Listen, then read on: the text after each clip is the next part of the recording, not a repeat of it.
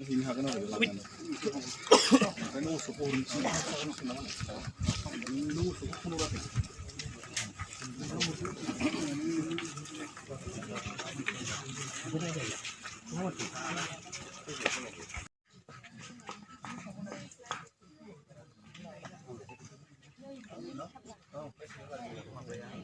अरुणाचलाव थांनांबाय थागोन जों दिनै मिरु दुलाराय बर' फरायसा आफादनिफ्राय जोंसार मुसाहारि जि बिथाङा जनक कुमार ब्रह्म बिथांजों सानैजों जयै 18 तारिख माने फुंबिलि समाव जे पुलिसनि आखाइयाव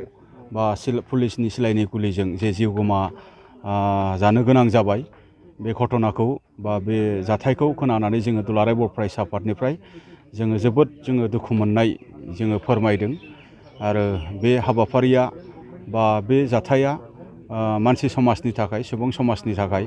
आरो मोनसे रायजोनि थाखाय आरो मोनसे हादरनि थाखाय मोनसे गणतान्त्रिक मोनसे हादरनि थाखाय बियो माब्लाबाबो गनायथाव नङा आरो बे नाजावथाव नङा बेनि थाखायनो जों दुलाराय बर' फरायसा आफादनिफ्राय जोङो दुखु मोननाय फोरमायनायजों लोगोसे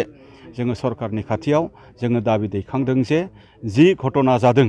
बे घटनाया मोनसे सन्देहजनक मोनसे घटना आरो दिनै रायजो राजाफोरा न'खरनि मानसिफोरा आरो दल आफादफोरा आरो जों दुलाराय बर' फरायसा आफादाबो नायबिजिरनानै जोङो बेखौनो नुदों जे बेखौ जोङो फेक एनकाउन्टार होननानै बुंनो हानाय बेबायदि मोनसे नेचार जोङो बेखौ नुदों बेनि थाखायनो बे घटनानि सायाव मोनसे इन्डिपेन्डेन्ट मोनसे जुडिसियेल मोनसे एनकुवारि जानांगौ होननानै जोङो दुलाराय बर' फरायसा आफादनिफ्राय जोङो दाबि दैखांदों लोगोसे जे दुखुथिया न'खरनि जिखिनि इयुन माने संसारा सोलिलांनांगौनि थाखाय जे सरकारनि थोरोबनिफ्राय जेनाखि मोनसे थोजासे परिनामनि मोनसे माने परिमाननि जे मोनसे अनसुंथाइ बा कम्पेनसेसन बेखौ होनांगौ जोङो दाबि दैखांदों आरो बेफोरबायदि घटनाया बा बेफोरबायदि मोनसे जाथाया इयुनाव रावनिबो माने जिउआव बा रावनिबो मोनसे न'खराव बा जोंनि ओनसोलाव जेन जानो हाया बेनि थाखाय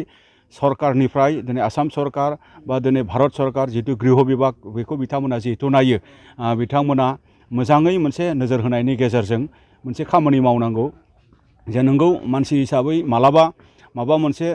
दाय बा माबा मोनसे बेआयेन खामानि मावफ्लांनो हागौ सोरबाया नाथाय बै मानसिखौ दिनै बेआयेन खामानि मावदों होननानै खेबसेयैनो बेबायदि मोनसे सिलाइनि गुलिजों जिउ फोजोबनाया बेखौ जोङो माब्लाबाबो दुलाराय बर' फरायसा आफाद हिसाबै जोङो गनायनाय नङा जोङो आगुआवबो जोङो गनायबोआखै इयुनावबो जोङो गनायनाय नङा दा बेखायनो ओनसोलनि गोजोननि सार्थनि थाखाय जोङो दिनै सरकारनि खाथियाव जोङो आर'ज खालामगोन बा जोङो दाबि खालामगोन जे बेफोरबायदि थासारिखौ पुनर जे जोंनि ओनसोलाव लाबोआ बेनि थाखाय जे गृह बिभागनिफ्राय पुलिस बिफान बा जिखिनि डिफेन्स बिफान बा मिलिटारि बिफान बिथांमोननो मोनसे निर्देश हरनांगौ जे ओनसोलाव गोजोन सान्थि लाबोनांगौनि खामानि मावनायनि बदलै दिनै बेवहाय असान्थि खामानि मावनायनि जुदि दिनै जोङो बेबायदि मोनसे थासारिजों जोङो मोगा मोगि जानांगौ जुदि जायोब्ला जों दुलाराय बर' फरायसा आफादा जोङो सिरि थानायनि खोथा गैया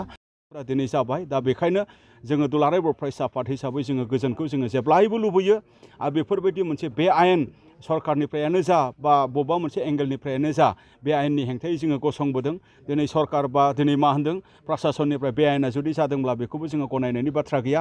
दिनै चिराङाव क'क्राझाराव बा बिटिएडि ओनसोलाव बा सारा आसामाव दिनै ट्राइबेलफोरनि सायाव बा बर'फोरनि सायाव दिनै मा होनदों आर्म्सखौ सिगाङाव दोननानै बा हस्त्र संगठनखौ सिगाङाव दोननानै इनोसेन्ट मानसिफोरखौ गावथारनाय बुथारनाया थांनाय समावबो गोबां बेबायदि जालांदों दा बैफोरनि न्याय मोननांगौनि थाखायबो जोङो दुलाराय बर' फरायसा आफादा बाथ्रा बुंबोबाय थादों आरो दिनै गोदानै बेबायदि जाथाय जानाय बेनि थाखायबो जोङो बाथ्रा बुंगोन दा दिनैनि बे बेलायाव गोजोनखौ लाबोनांगौनि थाखाय जे जोंनि अपिनियन बा जोंनि खामानि मावनायनि डाइरेक्सनफोरा जे गोजोननि थाखाय बा